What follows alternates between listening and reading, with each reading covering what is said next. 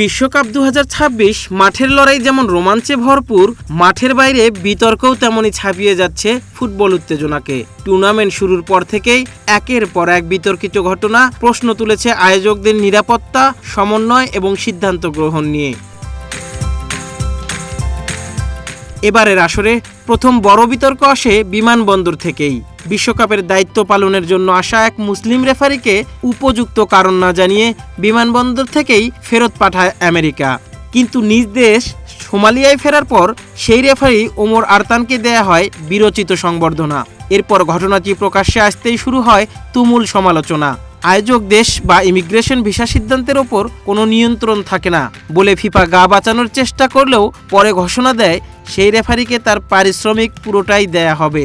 তাই অনেকে প্রশ্ন তুলেছেন, এটি কি শুধুই প্রশাসনিক জটিলতা নাকি ধর্মীয় পরিচয়ও এখানে প্রভাব ফেলেছে? বিতর্ক থেমে নেই সেখানেই। ইরানের কয়েকজন অফিসিয়াল প্রতিনিধি যারা দলের নিরাপত্তা সহ বিভিন্ন গুরুত্বপূর্ণ কার্যক্রমে যুক্ত ছিলেন, তাদেরকেও আয়োজক দেশে প্রবেশ করতে না দেওয়ার অভিযোগ ওঠে। এ ঘটনায় রাজনৈতিক উত্তেজনাও সামনে চলে আসে। বিশ্লেষকদের মতে আন্তর্জাতিক কূটনৈতিক টানাপোড়েন যেন বিশ্বকাপের মঞ্চেও প্রভাব ফেলতে শুরু করেছে। এরপর নিরাপত্তা ঘিরে আসে আরেক বড় প্রশ্ন। ইংল্যান্ড ফুটবল টিম পড়েছে চোরের পাল্লায়।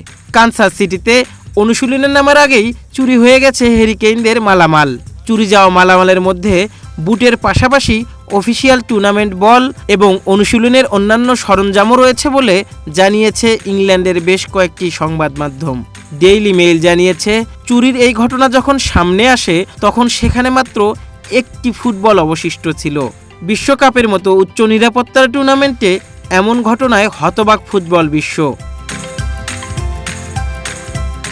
প্রশ্ন একটাই, যেখানে খেলোয়াড়দের নিরাপত্তায় বহু স্তরীয় ব্যবস্থা থাকার কথা, সেখানে কিভাবে সম্ভব এমন চুরি?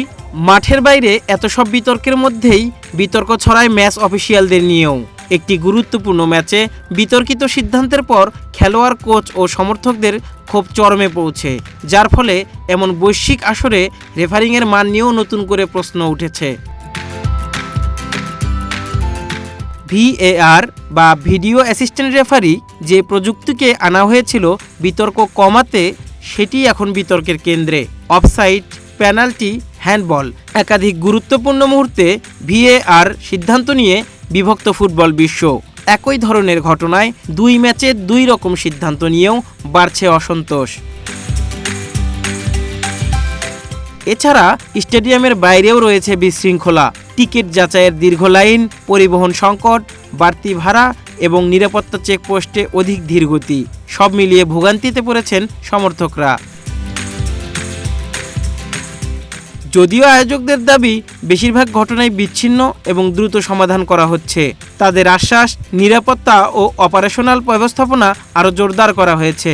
কিন্তু ভক্তদের মনে প্রশ্ন একটাই, এসব কি শুধুই বিচ্ছিন্ন ঘটনা নাকি বিশ্বকাপ ২০২৬ ধীরে ধীরে উন্মোচন করছে গভীরতর ব্যবস্থাপনা সংকট? হোসাইন আশু, ওয়ান ডিজিটাল ডেস্ক।